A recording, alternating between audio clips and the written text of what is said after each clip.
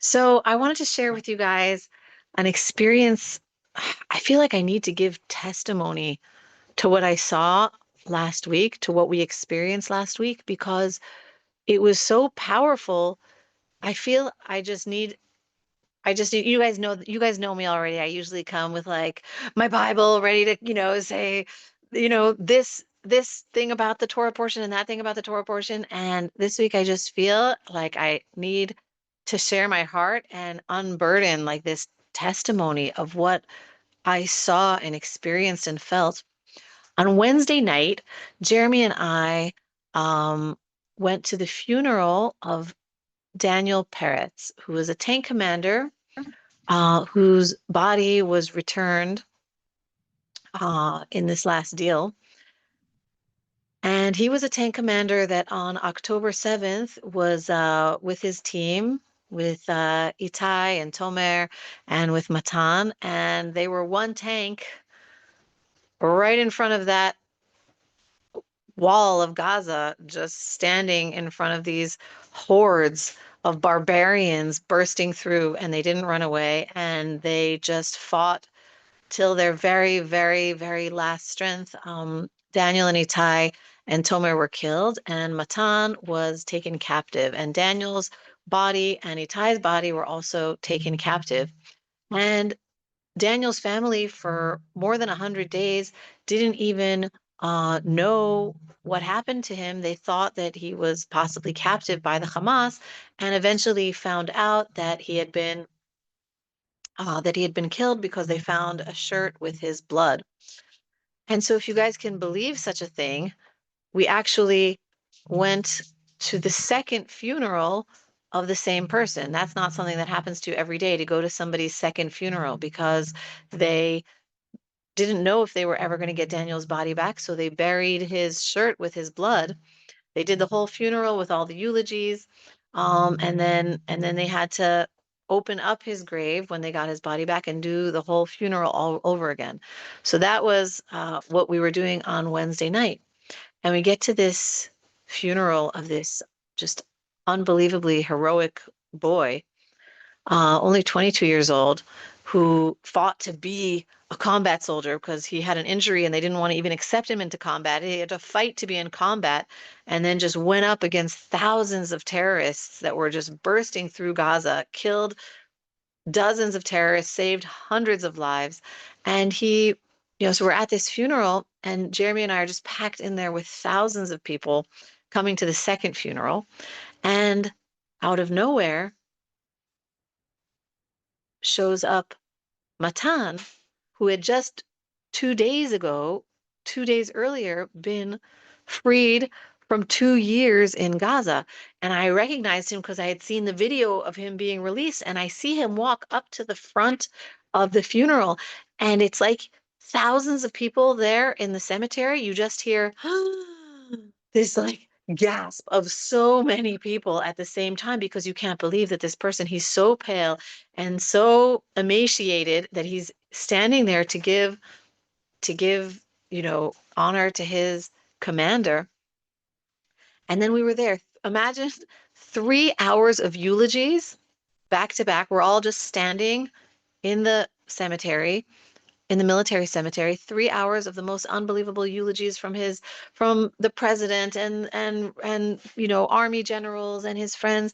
And then it's 3 hours, and it felt almost like nobody wanted it to end. His sister actually said, she says, I don't want this funeral to end. It's like, if you could say such a thing, I don't want a funeral to end. Who wouldn't want a funeral to end? It's like, I don't want the funeral to end, because then it's like, it's over, it's real.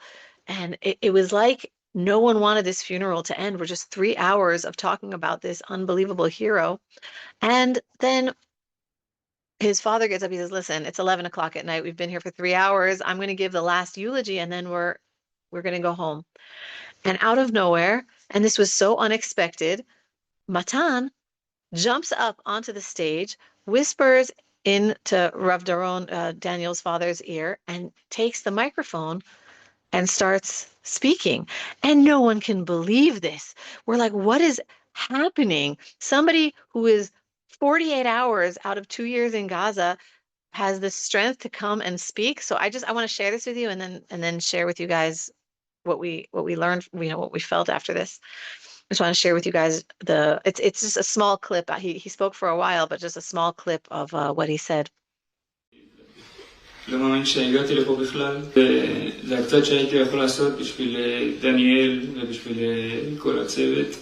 אני בטוח שהשם שומר עליהם עכשיו, ושהם בסדר, שהם מחזקים אותי מלמעלה. ואנחנו נמשיך להילחם על איתיכם גם, עד שהוא יחזור.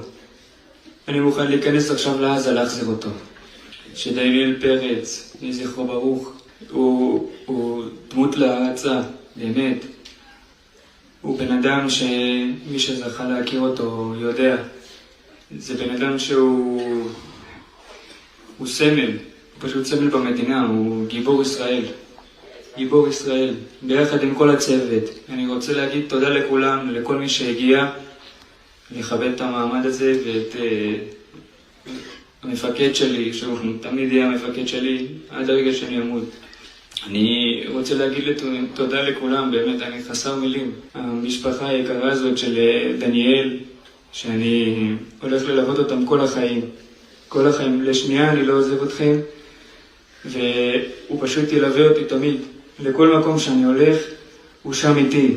ב-7 באוקטובר, שהם הדמויות המרכזיות, באמת. הם עשו הכל, לא להסביר את מה שהלך שם.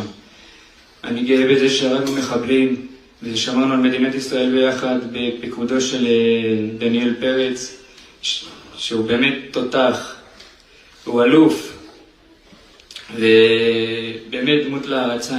אתה תלך איתי עד יומי האחרון, אני מבטיח לך, ובעזרת השם גם בעולם הבא. ביחד עם איתי חן, יהי זכרו ברוך, ותומר ליבוביץ', יהי זכרו ברוך, שהם הגיבורים שלי. אני קצת חלש יהיה בסדר. הוא הגיבור שלי, באמת, הוא המפקד שלי ושל כל עם ישראל, וזה זכות בשבילנו, חובתנו לזכור אותו תמיד. אני רוצה להגיד שעבר למדינה טלטלה קשה, וביחד אנחנו נעבור את זה ונחזק את המשפחות. עם ישראל חי לעד.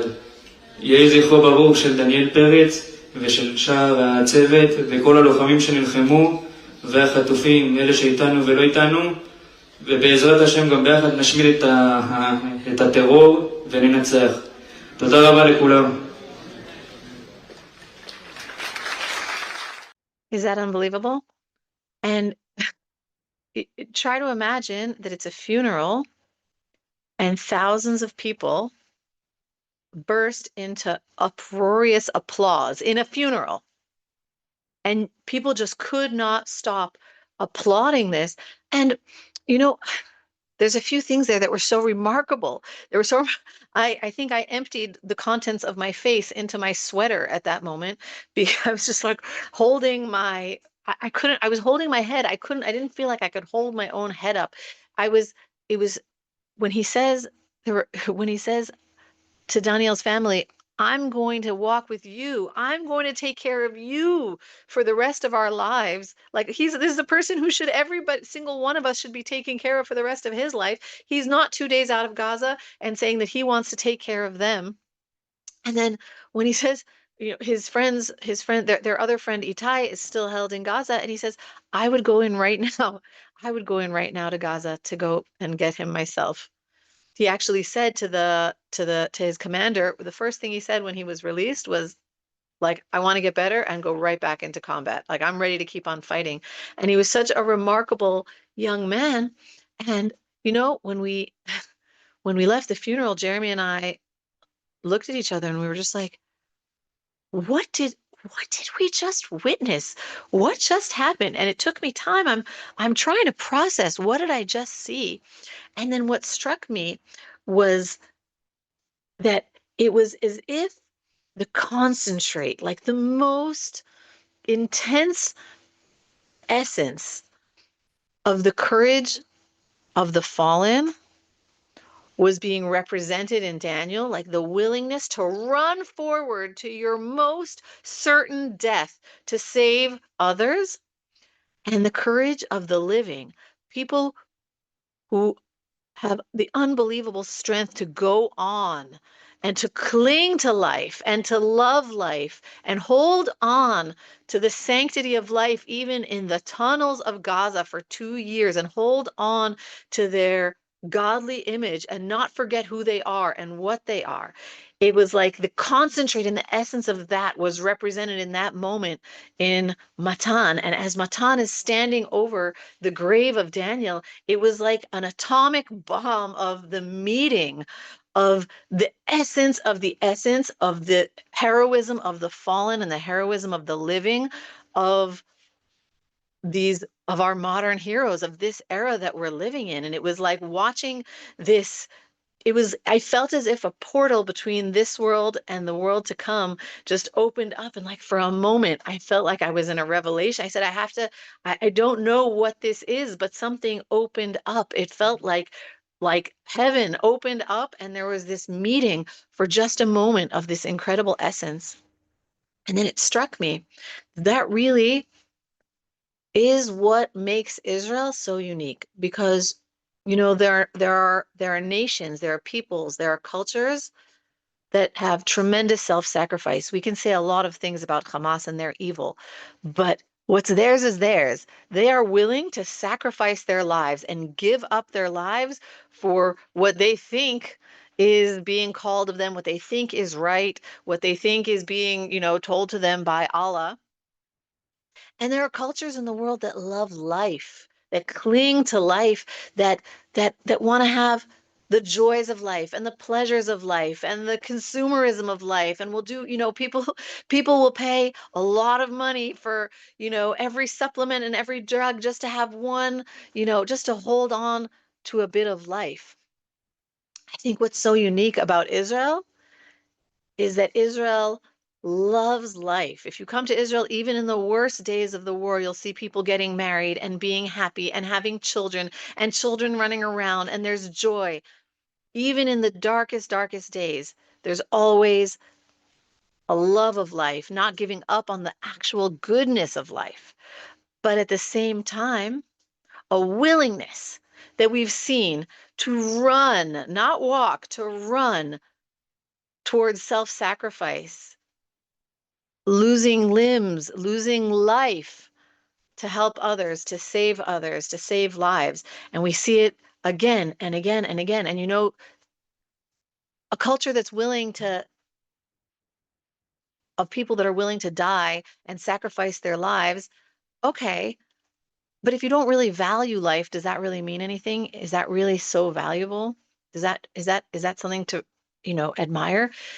Israel loves life so much. And with all of that love, there are people like Daniel who are willing to run to give up their life to save others. And it was like this meeting of that love of life and the courage and self-sacrifice that was so moving. And it made me think about, we're now starting, I can't talk to you guys without going a little bit biblical.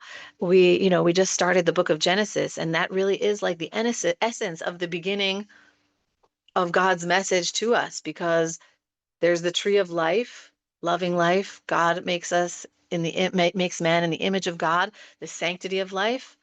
But then there's that knowledge of good and evil. Like once evil comes into the world, you will surely die. Death will come. Once evil comes into the world, death is sure to follow. And it's like there's this energy of clinging to life and this force of death that come into the world in the beginning of Genesis. And I think that the book of Genesis is that struggle. This book that we're going to now be studying together once again in this season is really about that struggle of when do we cling to life and when do we sacrifice? We're going to see it with Abraham sacrificing, being willing to sacrifice his son, with arguing with God to cling to life, even of the Sodomites. Like that's going to be the struggle of this book. And the book of Genesis eventually culminates in Judah's willing to sacrifice himself to save Benjamin, and Joseph saying to his brothers, don't worry, God had a plan. Like I suffered, I was in captivity, but it was all to save lives. It was to prevent a famine. It was all for good. And I think that that is the unique strength of Israel that we're seeing come out right now. And, we should just merit to be worthy merit to be worthy of these heroes. Bye, guys.